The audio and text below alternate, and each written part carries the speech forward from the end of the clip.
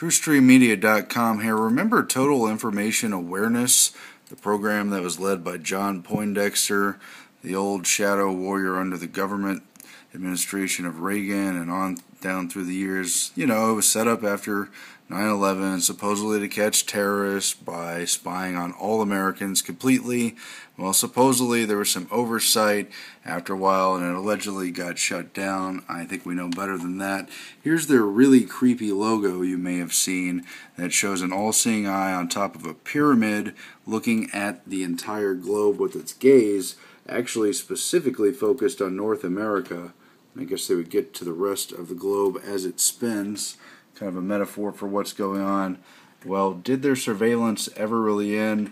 Very doubtful, since it's increasingly clear there's a total monitoring of all communications under America, and definitely a Big Brother society going on. Lots of news this week about the National Security Agency, as Obama just kind of casually endorses spying without warrants, without any real oversight anyway, because supposedly there's terrorists everywhere. Terrorists.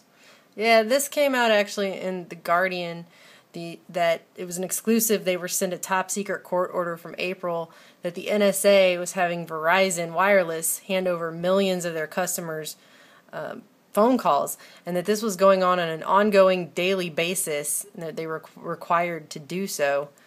So that's pretty freaking creepy. And then the very next day, this came out in the Washington Post while the CEO and chairman of the Washington Post was hanging out at the Bilderberg meeting. This came out an exclusive for them. It's slides from a top-secret NSA program called PRISM, which shows that they're gaining access to the servers of 9 internet companies, and they're basically collecting all that data. And if you go down one of the slides, actually straight up says Microsoft, Google, Yahoo, Facebook, Paltalk, YouTube, Skype, AOL, Apple, and this is what they're getting. They're getting emails, video and voice chats, videos, photos, stored data, file transfers, you name it. And it even goes so far as to show the dates with which this collection, PRISM collection, began for each provider. And so it started with Microsoft back in September of 2007, all the way on. And it's so bad now that even one of the writers, co-authors of the Patriot Act, is saying that this is un-American. Right, and the revelations have come out previously that all the physical phone lines had been monitored for years, and now it's just a clear admission that yes, as everyone expected, all the major platforms online are being completely surveilled, trolled for data, and on and on. And you see this article here in popsci.com, Popular Science, about why government phone spying is really about big data, and they get right into the U.S. National Security Agency, headed by General Keith Alexander, a figure I've been paying attention to for the last few years due to his attendance at the Bilderberg meetings, and he's curiously not on the list this year, but someone who is this company right here, Palantir Technologies. I'll get right into them, but the Bilderberg agenda has a special, I think the most important revelation of the year about Bilderberg is their admission that they're meeting on this, how big data is changing almost everything. And they've got all these big tech firms there, Eric Schmidt from Google, you've got just all kinds of people, Jeff Bezos from Amazon.com, and this guy attending for the first time, Alex Karp, founder and CEO of CIA-funded Palantir Technologies. And this company is admittedly CIA-funded. They got $2 million at their startup from NQTel, which is the basically funding and research arm of the CIA. And he founded this company alongside the PayPal founder, Peter Thiel, who's a big key figure at Bilderberg meetings, and he's been going every year for the past several years. He's on the steering committee. And so this company, Palantir, founded by Alex Karp, who's the director of it, as well as by Thiel from Silicon Valley, is a big crossover between corporations and government spying. It says here, Geeks versus Terrorists. Palantir Technologies, a little-known software company started in Silicon Valley, has quietly become one of the most important companies in Washington. Why? Because maybe they figured out a way to stop the next terrorist attack. Well, if you believe that, you're just plain naive. But what they really are into is some of the biggest levels of data mining ever. And again, we're talking about Bilderberg meeting on the topic of how big data is changing everything. We wrote about that here in the 1,000 Points of Light Bilderberg 2013 article and its infinite connections to the New World Order. But this PDF has a lot of creepy quotes about this Bilderberg attendee from Palantir Technologies, and right here is an illustration of some of the way they analyze data. It's got keywords and connections everywhere, supposedly how elections relate to the birth rate, to the explosion in population, to different types of negative events here, assassinations, their connection with public appearance, the Taliban, the connections to financing, to hijacking, to drug dealing, to our Chamber of Commerce, to Bank of America. Julian Assange is on there, and we're going to get into the reason why, as Alex Karp of Palantir Technologies is worthy of analyzing. And there is, I guess, their logo showing their role in looking over this stuff. We're going to move on down the page here. It's got stuck for a moment, but look how intricate these things are and how they're analyzing data in its context. They talk about that over here in this article about big data, how it's not the specific content of calls that they're looking at through this system, it's the context and how it relates to other data points that meet up on these kind of networking maps. And I think we're going to move forward here.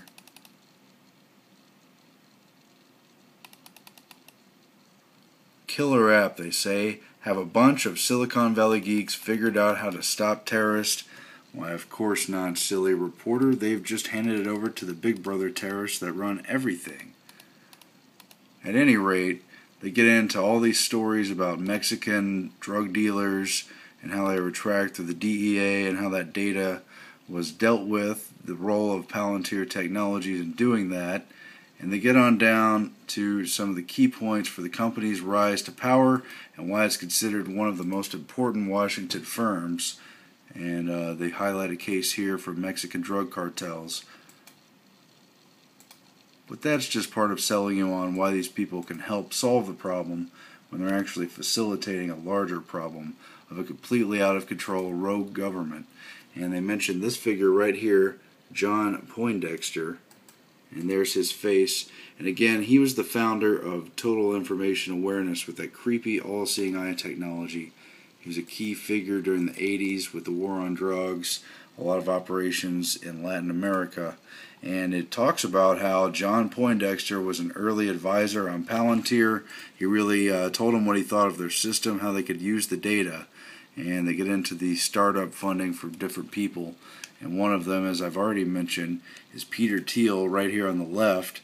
And he is, of course, the PayPal founder, one of the early backers of Facebook, who really launched it into a bigger system. And now, as a steering committee member on Bilderberg, he's one of the main setters of the agenda and someone who chooses the attendees.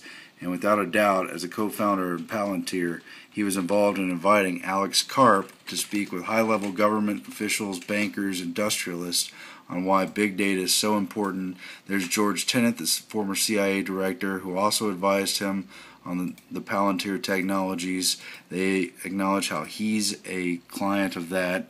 Other figures, John Bro, lobbied his colleagues on Palantir's behalf. Of course, the big lobbyists are going to line up for that stuff. And further into this really creepy article on this influential but little-known firm. They get into Alex Karp's PhD, and right here is mention of In-Q-Tel's investment in the company, about $2 million. And when that's starting up and when it's just data, that's a pretty big investment. And of course, the payoff for the investment is they get to advise the NSA, the CIA, the other intelligence networks. And there's another former counterterrorism official, his role with Palantir. There's a figure from In-Q-Tel and some of these other representatives who back the corporation. But down in here, you'll get to see some of the stuff that they really are using Palantir for. And they talk about this naive concept they have that Palantir has safeguarded civil liberties when actually they're handing over massive amounts of data to the NSA, who are admittedly once again spying on all Americans without warrants and without any kind of proper checks and balances. Some of the stuff, I don't know if I'll get a chance to get into in detail in this article. Karp talks about how his employees are not on a long leash. They're given the status to do basically whatever they want, carte blanche in the company. And that was the director of Palantir. The office was like a fraternity for very smart people, said Tim Su, who worked for 2 years as a software engineer. They got in at the tactical level, said a former intelligence military officer. And on, all these creepy connections, not only to intelligence, but to Pentagon applications of it. And right here, the article delves a little bit into WikiLeaks, the secret group that they would really like to stop from leaking data. And the Justice Department discusses their strategy of hoping to hold WikiLeaks accountable by showing that WikiLeaks is hosting data in certain countries that will aid in prosecution. But then more, they get into how these figures say the system that Palantir helped build and develop should target WikiLeaks' global following and volunteer staff, as well as people donating money to the group. They also need to get people to understand that if they support the organization, they will go after them, and they're going to use transaction records among other data. And that's the kind of stuff they're going to use big data for, to target dissident groups like WikiLeaks. Love them or hate them, the role they're in is destabilizing to government's operation. They specifically discuss targeting Glenn Greenwald, who's perhaps the leading drone critic, who's exposed a lot of their operations, including the double tap. And they say people like Glenn Greenwald, the progressive blogger who's a vocal WikiLeaks supporter, he should be targeted with cyber attacks on his server. He should be targeted anyway, and cyber attacks should be used against WikiLeaks. That's another thing that's on the Bilderberg agenda. And again, the NSA director, Keith Alexander, has typically attended Bilderberg in the past few years. It's curious he wasn't there in the same year they're discussing big data, but it doesn't make much difference when you've already got these established connections. And right here they get into how Palantir was founded on the idea of protecting personal freedoms and this whole ruse that they protect our privacy despite their data collections. But then they say, well, I guess it's further down the article here, what they get into is how they may have protections, but software governments and the government, specifically the National Security Agency, would be able to break through their supposed protections and use it for illicit purposes. It'd be very hard to circumvent them, Karp, the founder of Palantir, said. It would take a world-class software team. A world-class software team just like the NSA, who they get into and their exploitation of Palantir and how they've been clients of Palantir and how they took over right here. The NSA took over many of John Poindexter's total information awareness programs after they were officially shut down, but it rejected one building privacy-enhancing technology into computer software. Then they discuss General Keith Alexander, who has testified in Congress about the role of Palantir software in cybersecurity and national security agency operations. They, of course, have that brand new data processing center out in the Utah desert, probably one of the most expensive government buildings of all times, and how the cultural distinctions between Palo Alto and the Tyson Center have become more pronounced, blah, blah, blah, but it's a kind of techno-military hybrid. And they go on, but there's obviously a very creepy, very unsafe relationship between the NSA and this Palantir company, started by the big Silicon Valley technocrat expert directing Bilderberg affairs and merging it with the big power banking structures that have already controlled the world and are looking to use technology for greater control. It's not that we give people a long leash at Palantir. There are no leashes at Palantir. That's a quote from Dr. Alexander Karp, again attending Bilderberg this year. Signing off for TrueStreamMedia.com.